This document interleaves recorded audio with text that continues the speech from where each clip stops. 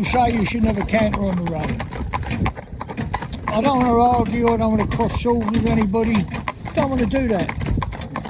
But I'm going to tell you a couple of things. My Rolly, my dear old horse, the second schoolmaster that I've had. Before that I had a horse called Bentley. But Rolly done more miles than any other horse in this country. And I would definitely think that's true. I would be very, very surprised if anyone done more. He would be doing over 150 miles a week. And he'd be doing that in a 9-month period, because we normally shut for maintenance, you know, or we give them holiday. So,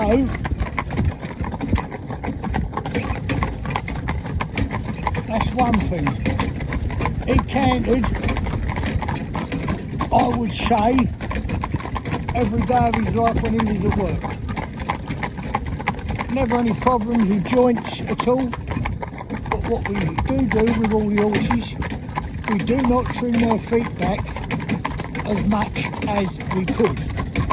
We leave a quarter of an inch roughly, according to the size of the horse and the weight of the horse, and they're washed every single day. So obviously their hoof becomes more rubbery, more shock absorbing. If you take a piece of hoof that is dried out and you take a piece that is just been freshly cut from the foot, you'll find that you could have put it on an anvil, just drop a hammer on it gently, and the fresh cut, it will bounce straight off. The dried, it won't. So therefore, it was built in like a shock absorber by leaving a quarter of an inch of hoof that you could remove, but we leave it in. Point 2, you get a lot of people are working and winter time they go and turn their horses out.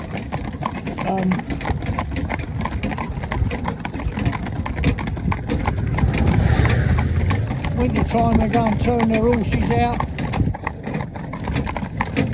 and there you've got the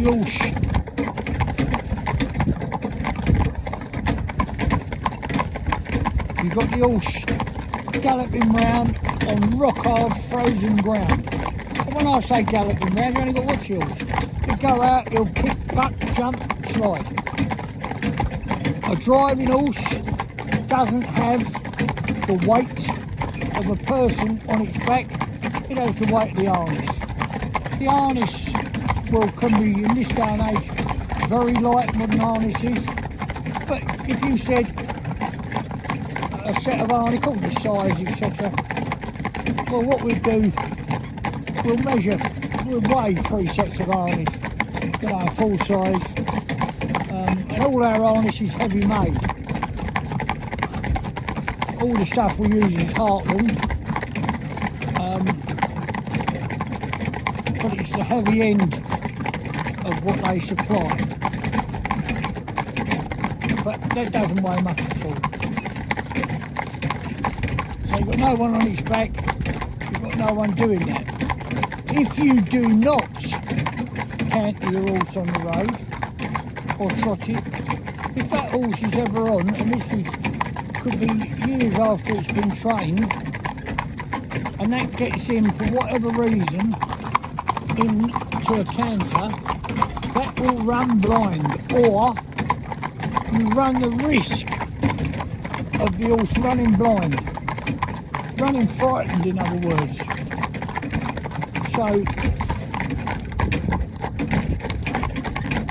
So that's all I can say about that, really, because the horse has never experienced it. He finds it very hard to cope with. So the vehicle behind it is no longer the vehicle he's pulled around and done all these picnic drives and fun drives and everything like that, it's now a monster. And in their dear little heads, that's exactly what it is, a monster. So, I would think, hey! Okay, Romeo, that'll do, my baby boy. That'll do, Romeo, good boy. Good boy, you little rascal.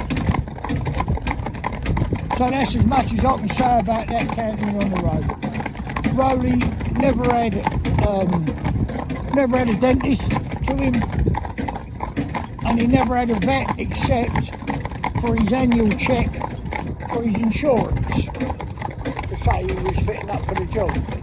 But he never suffered with the usual things horses do, and you can say, well, I've got a horse like that never has nothing.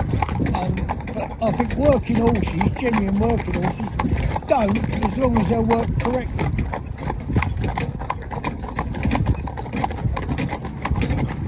As long as they're worked correctly, they're not a problem. So, nice old lorry coming, we're out in the countryside, and you can see, not bad, was it really, reaction, pretty good.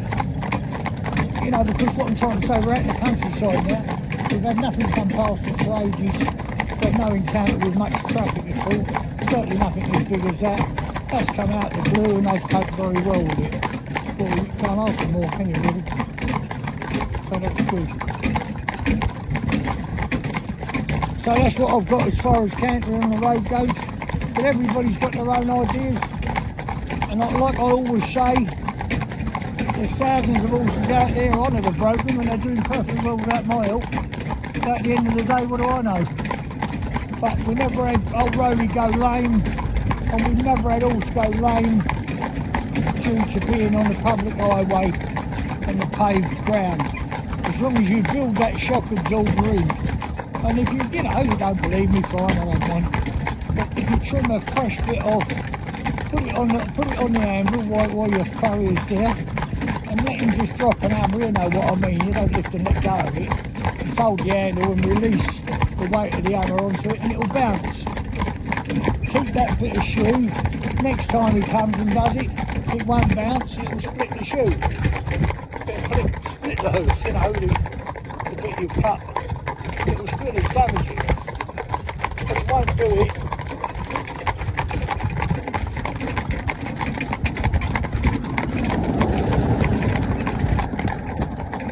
Won't do it as long as you've got that built-in bit of shock absorber.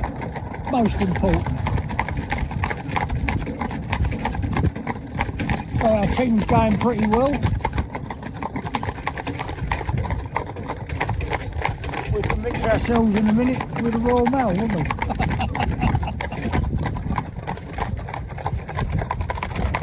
The only thing they can deliver this lot is a text. God bless them all, when they lappy little babies, all going together, and enjoying what they're doing. Ears pricked up, being aware of what's around them, going along quite happily. What more can you ask for? I hope you've enjoyed the ride.